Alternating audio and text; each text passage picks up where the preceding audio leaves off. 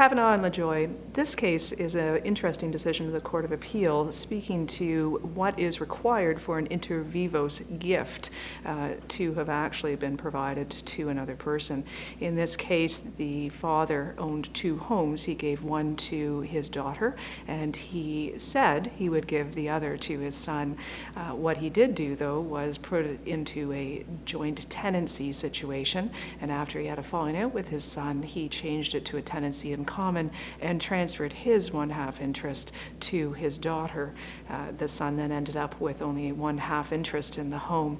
The son objected and tried to overturn the transfer on an undue influence argument, as well as to argue that it was an inter vivos gift.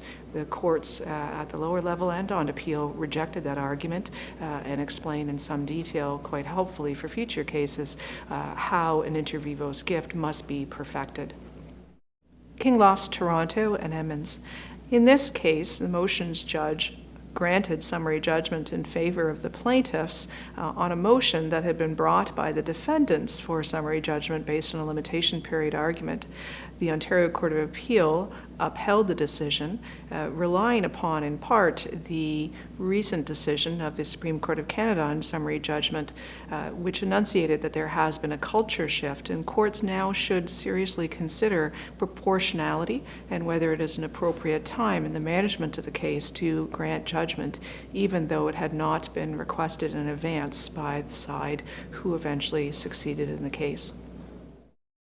Farwell and Sitar. In this case, the Ontario Court of Appeal considered the concept of efficient breach in employment law situations.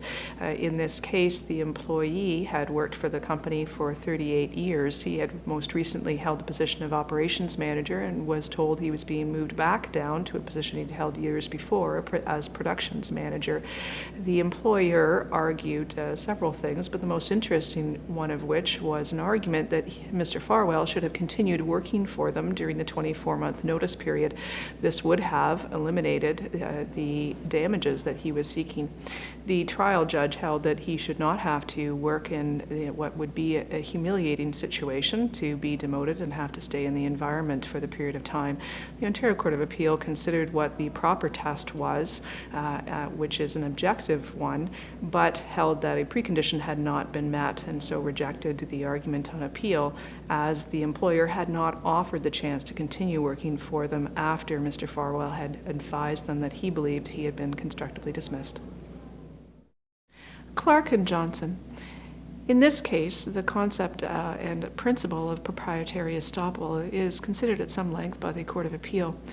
The case involved a camp in an island purchased by the patriarch of a family for the purposes of allowing that island to be used for recreational uses in the summer times, as is common in Ontario, and to stay in the family with blood relations over the years.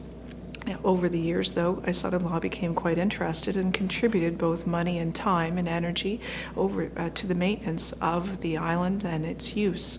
He spent decades at the camp and using it for recreational purposes and got along well with the other blood relations in the family, except for his own son. When he barred his own son from attending at the camp, the grandmother became upset and tried to revoke the license that the son-in-law had to use the property.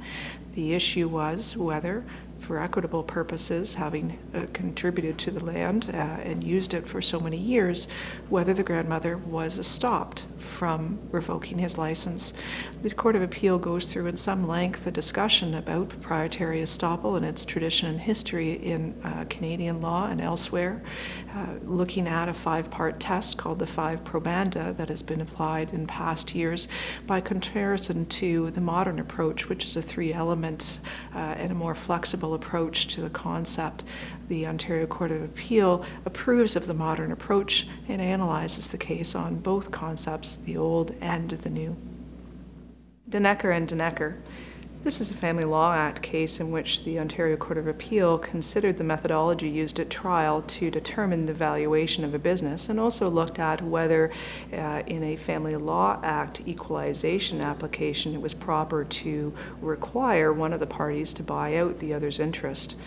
The Ontario Court of Appeal looks at the principles involved and the statutory provisions of the Family Law Act and clarifies very firmly that it is not proper to require a spouse to buy out the other spouse's interest. The methodology used by the trial judge to split the difference between the evidence of values at trial rather than analyzing that evidence is also commented upon.